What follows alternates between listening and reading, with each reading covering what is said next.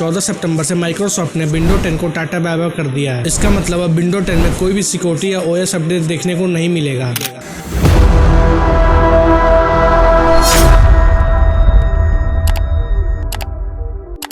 तो आप सोच रहे हो कि आपको तो विंडो 11 पे शिफ्ट करना पड़ेगा, तो मैं आपको बताना चाहता हूँ कि बहुत ज्यादा जरूरी नहीं है। लेकिन हाँ, अगर आपका एक कॉर्पोरेट ऑफिस है या आपका फिर डेटा बहुत ही ज्यादा इंपॉर्टेंट है तो जी हाँ, जरूर आपको विंडो 11 पे शिफ्ट करना चाहिए। बट मैं आपको बता देना चाहता हूँ कि विंडो 11 थोड़ा चलने में नखरे करता है और ये विंडो 10 से थोड़ा हैवी हो जाता है। लेकिन फिर भी अगर आपको विंडो 11 में शिफ्ट करना है तो ये आपके पीसी या लैपटॉप में कुछ हार्डवेयर कंपोनेंट की रिक्वायरमेंट मांगता है, जिसमें 1 गीगाहर्ट्ज या उससे ऊपर 64 बिट का प्रोसेसर होना चाहिए, 2 से अधिक कोर होना चाहिए जो UEFI सिक्योर बूट पे वर्क करेगा, मिनिमम 4 GB रैम और 64 GB का स्टोरेज होना चाहिए और डायरेक्ट X12 या उससे अपर का ग्राफिक भी। इसके मिनिमम हार्डवेयर कंपोनेंट की रिक्वायरमेंट देख के क्या आपको लगता है कि ये आपके पीसी या लैपटॉप में विंडो 11 स्मूथ चला देगा? तो मेरा और आपका आंसर होगा बिल्कुल नहीं। चलाना तो दूर, ये हिला भी नहीं सकता है। धक्का देने की बात नहीं हो रहा है भाई, पीसी को चलाने की बात हो रही है। तो मैं आपको बता देना चाहता हूँ कि मैं मिनिमम 4 ईयर से कंप्यूटर हार्डवेयर का वर्क कर रहा हूँ। तो मेरे हिसाब से कम आपके पीसी का प्रोसेसर 4th जनरेशन से ऊपर होना चाहिए, जो इंटेल में i5 4th जनरेशन से ऊपर होना चाहिए और AMD में Ryzen 3 2200G से ऊपर का होना चाहिए। तो मेरे हिसाब से मैं आपको प्रेफर करूंगा कि आपको अपने पीसी या लैपटॉप में विंडो 11 चलाने के लिए कम से कम 256 GB का SSD होना चाहिए, जो NVMe हो, जो SATA हार्ड डिस्क से 10x फास्ट होता है। इस टाइम के जो मदरबोर्ड आ रहे हैं 4th जनरेशन वाले, उसमें तो आपको NVMe का स्लॉट मिल जाएगा जिसमें आप आसानी से विंडो 11 चला सकते हो। लेकिन जो पुराने 4th और 5th जनरेशन के लैपटॉप हैं उनमें NVMe का स्लॉट नहीं दे रखा है। तो लैपटॉप के हिसाब से ये साबित होता है कि कम से कम जो 6th जनरेशन से ऊपर लैपटॉप या फिर पीसी हो उसमें ही आप विंडो 11 का यूज करें, जिसको वो आसानी से स्मूथ चलाएगा। बट SSD रिक्वायर्ड है, वो भी प्रेफर करना कि आप NVMe ही लगाओ, क्योंकि मैंने 8th जनरेशन में भी विंडो 11 को हैक, लैग और स्टक हो जाना, फ्रीज हो जाना, रुक के चलना ऐसे देखा है जिसमें हार्ड डिस्क लगा है। और 6th जनरेशन में इंटेल में i5 6th जनरेशन से ऊपर होना चाहिए और AMD में Ryzen 3 3200G से ऊपर होना चाहिए, जिसमें विंडो 11 अच्छे से वर्क करेगा। लेकिन SSD लगवाना नहीं भूलना।